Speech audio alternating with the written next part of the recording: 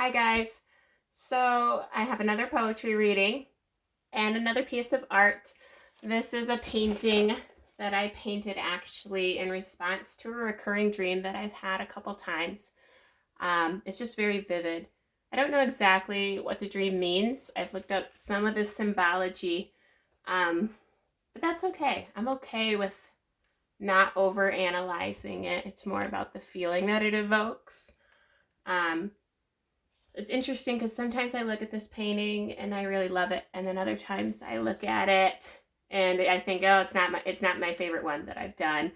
Um, but I think that it's a work in progress, very much like ourselves.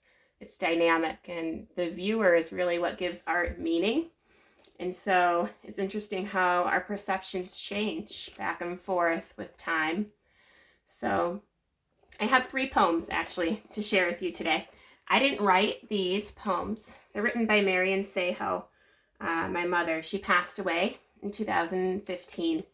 And these are actually written about some reoccurring dreams that she had in response to some traumatic events that she witnessed when she was young.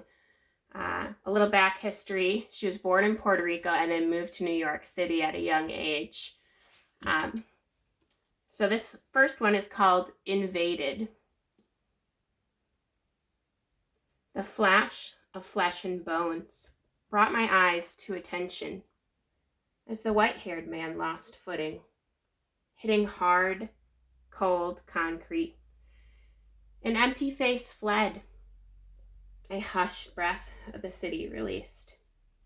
Rice and beans, and blood, and broken dreams. Into the cracks where the ants started to feast.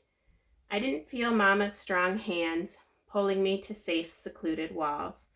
The pictures lingered, pushing, invading, stealing something precious from the 10 years of stored treasures I had. So it looks like we have some comments here.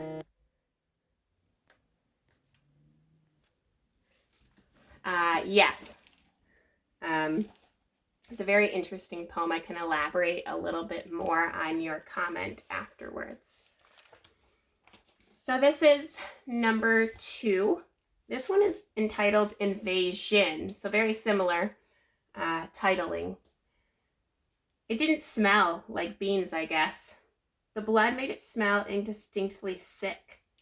He was pouring all his insides out, as if to say goodbye. I heard someone say the ambulance was on its way. People speculating about the details of what had happened. They said he died over $20 he had in his wallet. I was only 10 and really didn't value life much. Something inside me turned upside down that day. I learned someone would do such a thing. Knock a man off his cane for $20.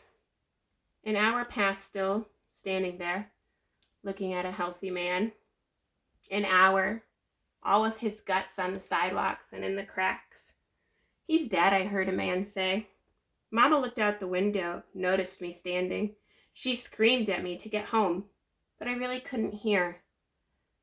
I really couldn't understand, for I was in shock. I found myself inside the house. Mama saying everything's going to be all right. I cried for an hour or so, maybe longer. I don't know. I couldn't bring myself to eat those Spanish beans. Mama had cooked them for supper. Even though my stomach growled in hunger, I soon got over the incident, just like all the others I had gotten over. Perhaps God saw it right, that I should go through these things. But I know one thing. I've never seen a day so glum and gray as the day that the boy with the brass knuckles visited Shakespeare Avenue. So that was number 2. And then number 3 is entitled Invasion of the Soul.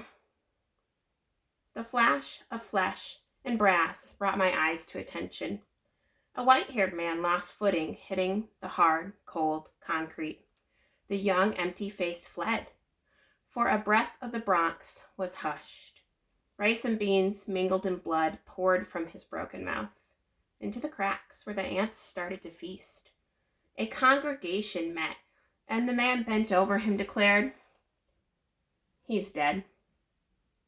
I didn't feel Mommy's strong hands pulling me to the safe, secluded walls. Mommy held me. Still, the ugly pictures pushed, and they invaded. Fate stole my precious preconceptions of what ought to be. Experience became my relentless quarter. It seems we never parted much after that. So I think you really, in poem number 3 and those last lines, you can kind of see how this was a reoccurring dream or emotion that came back to her. And so, yeah, I hope that you enjoyed the art, and I hope you enjoyed the poems, even though they are definitely a little emotional, sadder in nature. But, you know, sometimes art and writing is sad. It's bleak, it's gray, it's dark, is what some people say. Oh, that's too dark for me. But, you know, we all have those darker thoughts. We all have a darker side to our mind and our hearts and our souls. And without that, there couldn't be great light. And it's sometimes in those dark spaces, on those dark canvases of our lives, that we really think and evolve and grow. And that brings us to that really bright place. So, again, just my humble thoughts and opinions there. But tune in next time.